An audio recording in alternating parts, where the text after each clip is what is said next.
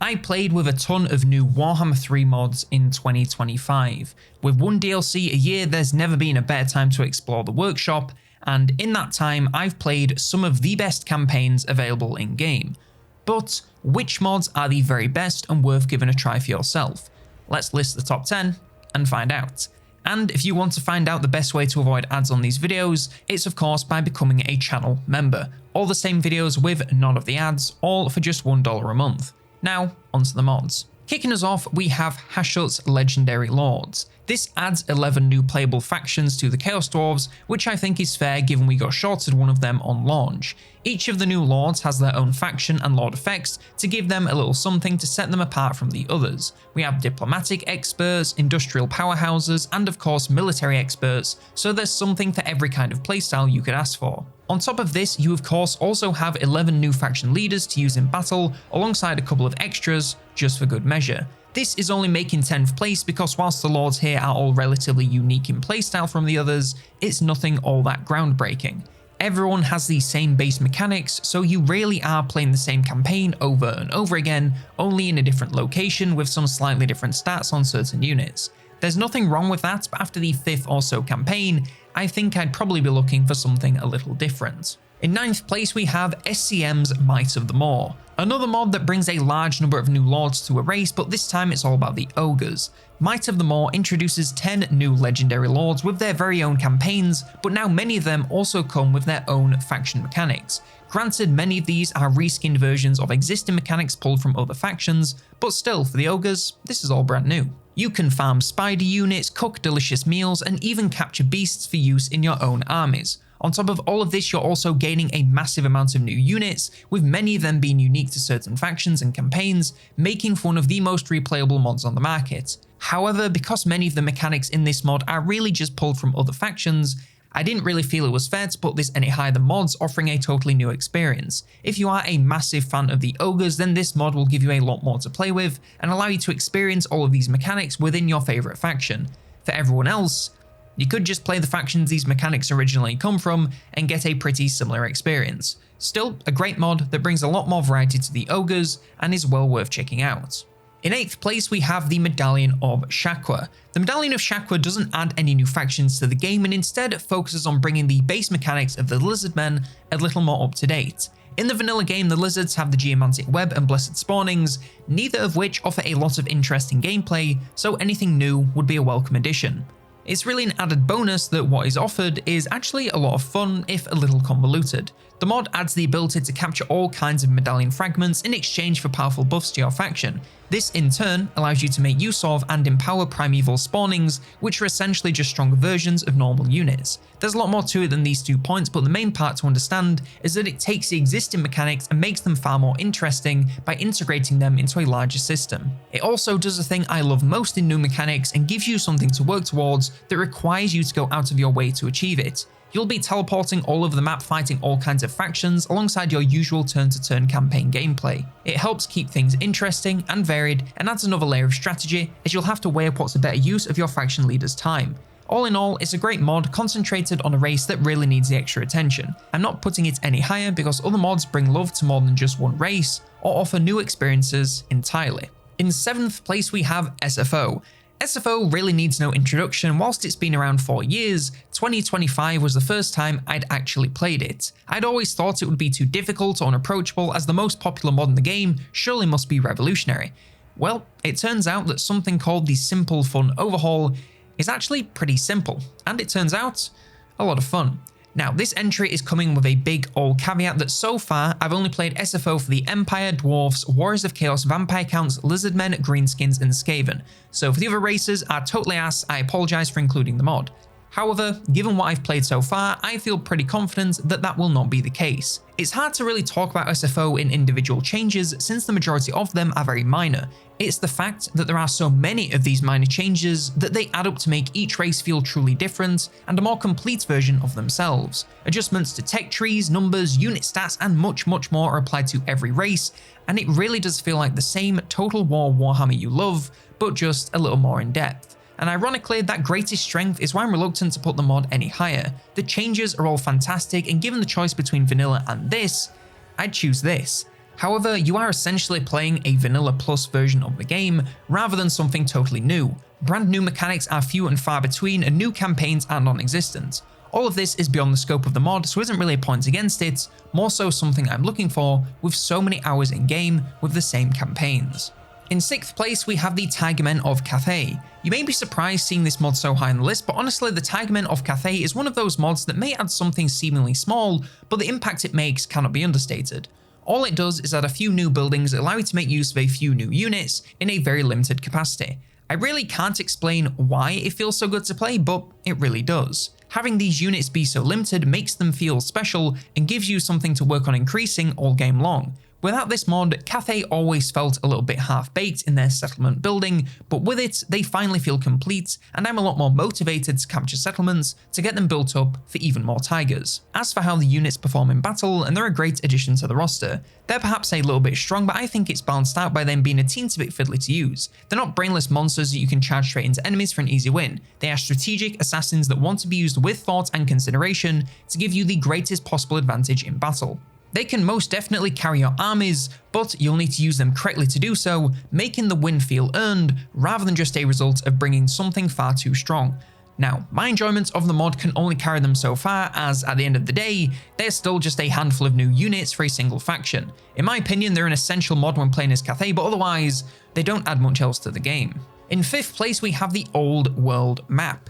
The Old World map is perhaps the most impressive mod on the list because of just how large it is.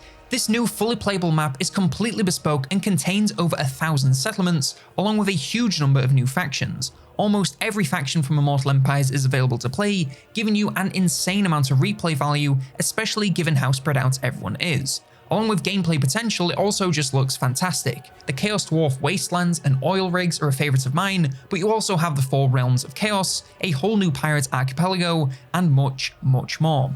It doesn't so much feel like something that's been modded into the game, just another map to select from. It is truly massive and allows regions to breathe, with plenty of space between settlements, upping the likelihood of engaging in field battles, which almost never happens in the base game.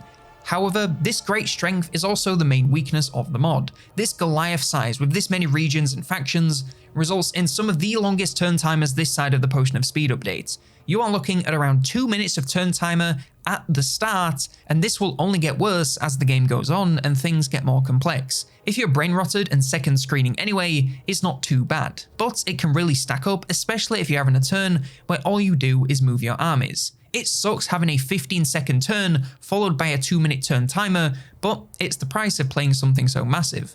And that's really the main reason why it's not getting any higher on the list. Whilst this mod provides a ton of replay value to factions you may have exhausted in base game, for me, it is simply not worth dealing with these turn timers to enjoy it. I want to spend the majority of my time gaming actually playing the game, instead of staring at a timer, waiting till I can do anything. In 4th place, we have Bertrand the Brigand. Finally, we get a whole new faction, and Bertrand accomplishes something that I thought impossible. He makes playing Bretonnia actually kind of fun.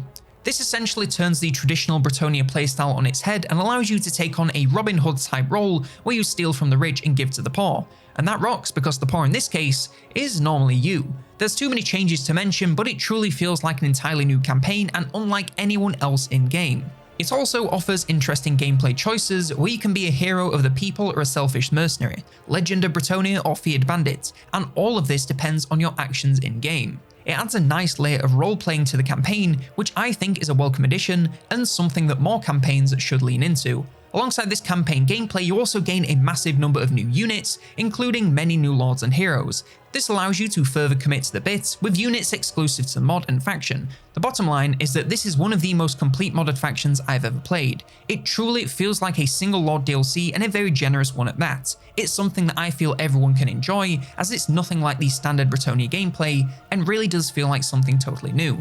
The only reason it's not getting any higher is because I simply enjoyed the next few mods a little bit more, and that's really what it came down to, since this is my personal list. Taking 3rd place, we have a mod that has no right to be as fun as it is, and yet manages to pull it off anyway. The Crustacean Nation reads like something you'd say as a joke. It's a race made up entirely of crabs, and that stretches from their roster all the way to their campaign mechanics. You'd think it'd just be a gimmick, and whilst it kinda is, They also just rock to play. They are one of the most fleshed out mods I've ever seen. They have a fully unique roster full of a variety of crab-based units, from infantry to missiles to monsters. This roster has a unique playstyle all their own, making them a ton of fun to play in battle. Their campaign gameplay is also a blast, with their racial mechanic alongside something unique for each of the legendary lords. You have 5 to choose from, and each one has their own little mechanics and gimmick, making each campaign feel just about unique enough to warrant another campaign. I truly cannot put into words just how comprehensive this mod is in every aspect. It really does feel like a new race DLC, only instead of being Games Workshop approved, it's just a bunch of crabs. If you've tried out all the Vanilla Plus experiences and are searching for something truly wacky, then give these guys a go. I can almost guarantee you'll have more fun than you'd think. In second place, we have Champions of Undeath, and this is one of the most in-depth undead mods on the market. This adds a new faction to the vampire count with a massive number of new and reworked mechanics. There's far too much to cover here, but to name a few, Blood Kissers are reworked now to be much more impactful and allow you use of powerful units, lords, and more from 3 legendary orders of vampires. Settlements are now few and far between, meaning you want to capture key locations and focus on building them up, rather than endlessly capturing useless regions. They have access to horde building, allowing recruitment on the move, and much more. They can upgrade units just like the Warriors of Chaos, and most of their units work in a capacity system similar to the Beastmen. And of course, they bring with them a massive number of new and exceptionally powerful units. If the End Times DLC brings even a fraction of what this mod does to the undead, I'll be a pretty happy gamer indeed.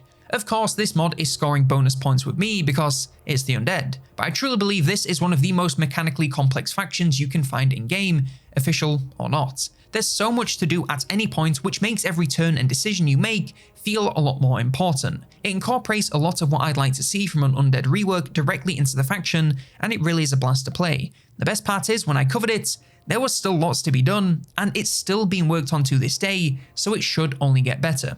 However, as it stands, it's not quite my favourite mod I played in 2025. That goes to the Strategic Campaign Compilation, aka Hardcore Mode for Warhammer 3. Technically, this is a collection of 12 different mods, but hey, I make the list, so I make the rules. This collection of mods essentially makes Warhammer 3 into a much more difficult game, but the way it does it is so engaging that I can't even get mad. Instead of the usual giving the AI cheats and piling penalties on the player until they either give up or get the sense of superiority they were looking for, the collection instead tweaks every key system to make it a lot more, well, strategic. Removing key features like ass ladders, consistent auto-resolve, and even replenishment are things that seem like they'd make the game feel clunky, but when everything comes together, it's a one-of-a-kind experience. Of course, the campaign is a lot harder and it can be frustrating, but what it also does is make every single decision matter. I was choosing which battles I wanted to fight manually to ensure I could auto-resolve when I really needed it. I was building up my settlements in such a way that I could recruit when needed without having to endlessly march. I was garrisoning my armies whenever possible to save gold when they were not needed. If you've played an ungodly number of hours in this game and are looking for a challenge, give this collection of mods a go. It increases the difficulty in ways that are actually interesting and is a fantastic way to bring some replay value to every single campaign. It may not add anything totally new, but it does make every single campaign you play with it feel like a whole new game. But what I want to know is, what's the best mod you played in 2025? Are you a Bretonnia player and think that Bertrand should have made number 1, or is there something I missed entirely? Let me know in the comments below. Like, subscribe, and if you want more Warhammer 3 list videos, then check out this one all about my favourite mods from 2024.